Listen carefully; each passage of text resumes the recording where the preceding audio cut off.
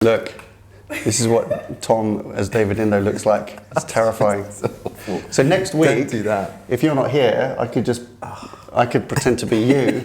We'll just do it all in Snapchat. Coming up, consultants are eating agencies' lunch. SAP get into media buying. And is talent now the thing that might keep a marketing director awake at night?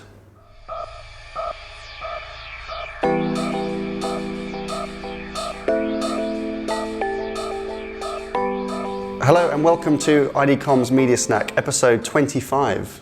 Is that a silver jubilee? I don't know. It's a long time. We'll hold off on the party. Yeah. Coming up today, we are looking at some interesting analysis which is starting to show that the big consulting businesses really are eating away at the kind of traditional agency scope in terms of revenue. Very amazing numbers that we'll dig into. Also on that theme, SAP, the business kind of solutions, enterprise solutions business, has launched a trading desk. Yeah, very, very interesting. And finally, we will look at a great piece written by a marketing director in the UK, or global marketing director I should say, based in the UK, highlighting talent as really a thing that gives him the greatest concerns. And so we'll just look at some broader implications on the industry and ask if talent really is the thing that we should be obsessing about. All coming up on today's Media Snack in just the time it takes to eat a sandwich, or an agency sandwich. Okay, so first up today, some interesting analysis that's been done on agency revenue. Published by AdAge in the US, it's their, what do they call it, their agency report for 2016. But it's showing some fascinating trends going on in the market. So we assume that the big six holding companies, which we always talk about, the top six. Sort of 90% of the global billing in the world goes through these six buying groups, right? Yeah. And you would assume that would be reflected in their ranking in terms of revenue. But this report that AdAge have published this week shows a slightly interesting story. So the leading revenue generating holding group is still WPP, $19 billion worth of revenue last year. Then you've got Omnicom, Publicis, IPG, Dentsu, top five. Yeah. Then number 6 is Accenture Interactive, with revenues of $3 billion. Yeah, which has pushed Havas Group amazingly out of the top 6 in terms of revenue for the first time. I mean, it really is an indicator of how agency business models are being hugely challenged and disrupted by what we consider the traditional kind of consultant or audit companies. But that trend has actually been happening for the last 10 years. So 10 years ago, the big six accounted for 85% of the top 50 agencies' revenues globally. That figure is now 65%. Yeah. So constantly being their share of revenue, what we call it, let's call them the traditional agencies, although that's perhaps a bit unfair, but what we know as agencies and agency groups, so their share of revenues have been on really steady decline. Absolutely. I mean, it's a really straight line, isn't it? No, it's less than 70%. So the big question is why? Why is that happening? Have agencies somehow taken their eye off the ball and allowed consulting businesses to come in, or are marketers, have they been looking for something different which agencies haven't provided, which for some reason the consulting businesses have seen much clearer and been able to service that need?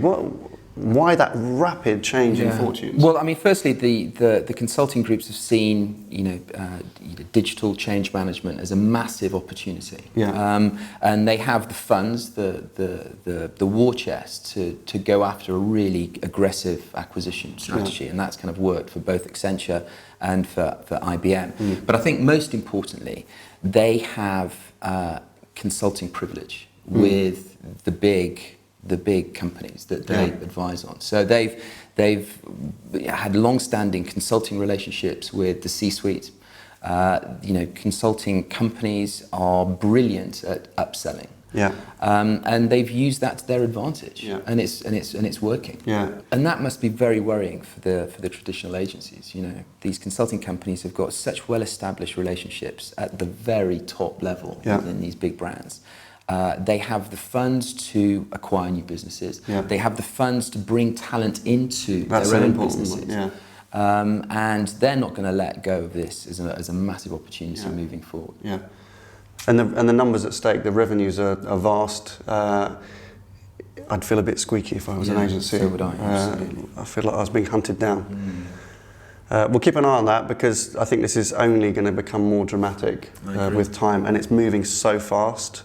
I'm sure we'll come back to this. We will. So next up, continuing the theme of disruption and change. This week we heard that SAP, the enterprise software solutions business, has developed and launched a digital trading desk. Yeah, called Exchange Media. Launched this week. I think all the SAP guys are currently at their conference in Florida, talking about this new product, Exchange Media, called SAP XM. Which is a buying platform that will connect the buyers and sellers of media in more transparent and direct ways. And they're suggesting that it has a number of benefits. I think this is really exciting. I'd heard about this at the beginning of the year when I was in New York, and I just had dinner with a lovely guy called Johan Freilinger, who's the... Nicely pronounced. Thank you. I know, I've been practicing that actually. Freilinger. Thank you. Hi, Johan. Sorry about that. And he told me, in fact, actually what he did, he said, he was asking me what I did, and I was explaining what we did as a business. And he was asking my point of view on, the future of potentially kind of more transparent media buying systems, right? And I shared the things that you and I discuss quite a lot, which was maybe that one day we'll get to this maybe somewhat utopian vision where buyers and sellers of media can interact through some very transparent and open marketplace, which would perhaps eliminate fraud, would really set the value of media inventory, and give much more control back to the marketer. So democratized media buying, right? Exactly, which is what we call it, the democratization of media buying. Anyway, I was explaining the boring Johan to death over dinner like this, and my question to him was, I don't know who could build such a thing, because maybe there's too many vested interests in the status quo, etc., whatever. So it was a bit of a kind of pipe dream. And he turned to me and said, we're building this. So SAP, of course that kind of makes sense.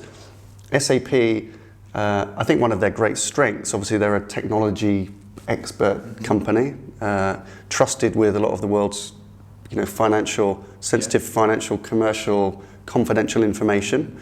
Their install base amongst the Fortune 500 is phenomenal. I mean, they have almost entire market saturation, which I think would be the barrier to many other competitors, is that they already have technology installed at an enterprise level on most of the world's largest companies. So this is an additional product to optimize in a transparent way media buying. But they have that trust level, right? I mean, that's the thing. They've been operating with these big companies for such a long time, managing all of their data, all of their really, really sensitive information. And this feels like the next natural step. In the same way that Adobe launched their own trading desk last year, in September last year, because they have established a really strong data platform, great relationships with their brands. It's the next evolution of that. And I think it'll do really well. Yeah, it will do. I mean, it's a really interesting development. I encourage you to kind of look into it. I think Adobe have got somewhat, and we can't compare their technology side by side at this point, but Adobe have somewhat advantage because they have credentials in marketing, and they've invested a lot in their marketing capabilities and marketing tools to build their profile with marketers. So they perhaps have somewhat of a head start on that.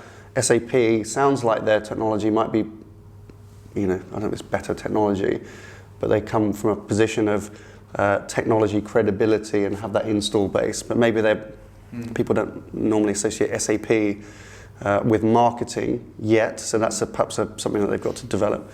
But it really is, it's these kind of things that are going to, again, really stress test agencies' capabilities in buying.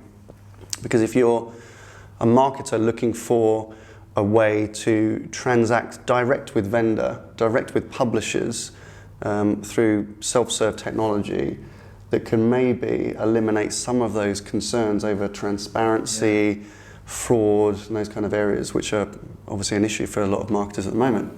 But it's fascinating, isn't it? I mean, all of the edges are being blurred. So you have technology, software solutions companies, getting into buying, into inventory trading. Yeah. You've got consulting businesses getting into digital change management roles. The traditional parameters of disciplines seems to be blurring completely. And I think it's fantastic for the industry, but particularly worrying, I think, if you're a traditional agency holding group. Yeah, agree. So finally this week we are talking about talent. A very interesting piece that we spotted in the trade press saying that talent is what keeps marketing directors awake at night now. Yeah, so Dominic Groundsell, who's the global marketing director for Travelex, the foreign exchange, the massive foreign exchange business, quite a vocal spokesman within the industry anyway, and he wrote a piece about talent within the industry, and his greatest concern is finding the right kind of talent with the right kind of capabilities to move his business forward in the next 2 or 3 years. And he very articulately described it as it's relatively easy to find soft capabilities within marketing generalists, but he is increasingly looking for talent with quantitative capabilities. You call them hard capabilities. So he's increasingly looking to find people with mathematics backgrounds, with engineering degrees, with data, scientific qualifications to bring into his business, he says, to manage the tsunami of data and analytics that are required to move his business forward. And unfortunately, they're just not there to be found because they're being swallowed up by people like Accenture Interactive, by SAP, and the marketing industry is just not on their radar. And that is a major, major concern. And I think one that is probably shared by not only the marketing community on the advertiser side, but also by the agencies, because they're obviously having to try and compensate for talent gaps on the marketing side, on the advertiser side, by filling it there, and they're struggling. But there is talent obviously within the industry, and it is celebrated. And one of the kind of the key areas that Media Week tend to do each year is 30 under 30, right? And they celebrate the best and the smartest talent in the industry. And you were on the judging panel. Yeah, I was. We did that yesterday. 30 under 30 is a great initiative. I don't think it's going to solve single-handedly Dominic's concerns about the industry. But the 30 under 30 is a really good initiative run by Media Week here in the UK. They haven't done it for a few years. Nobody's quite sure why it went away, but anyway, it's back.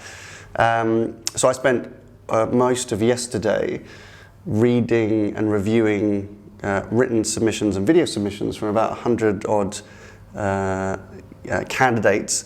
So the idea here is it's to celebrate people under the age of 30, as the name suggests, and there's 30 of them, as the name suggests. So whittling those down was a long task for a big team of us yesterday. It's a real privilege to be asked to be part of that because we're big supporters and advocates of identifying and championing best talent in the industry. It is an issue which we recognise that as an industry perhaps we're not attracting and retaining the best caliber people. But I have to say yesterday was put my mind at ease somewhat. Okay. We found with 30, it was very hard to get to 30, first thing. And secondly, 30 that we found were a great representative and give kind of great hope for the future of the next generation that's coming through the industry. What I'm staggered about and hugely embarrassed about, as a previous winner of 30 under 30, I'm not quite sure why, but I was very pleased 10 years ago to win. Would you make 50 under 50? No. Speak for yourself, mate. It's borderline. But it's an area that we're going to champion as well ourselves, aren't we? Well, yeah, exactly. So talent conveniently, is that talent is our next big initiative at ID Comms. We've spent the last few months talking about transparency, as I'm sure you're well aware. So we now look to focus largely on talent. We're launching today the ID Comms 2016 Media Talent Survey. So you'll find a link below. I encourage you please to click on that. We want to canvass opinion from around the world, from, as we did before, from marketers, media procurement, agencies, publishers, vendors, anyone with an opinion on the quality and the trends in media talent, and to try and identify kind of some of the issues and the biggest concerns in that area. But not just now, but also over the next 2 or 3 years. Yeah, which is really the crux of it, right? How things are changing so fast. And that's the issue that Dominic, I think, was raised in his article. That's where his greatest concern is. Good. So please do the survey. We'll be publishing results in about 3 or 4 weeks' time. Okay, that's all for this week. Thanks very much for watching. Bye for now. Have a good weekend.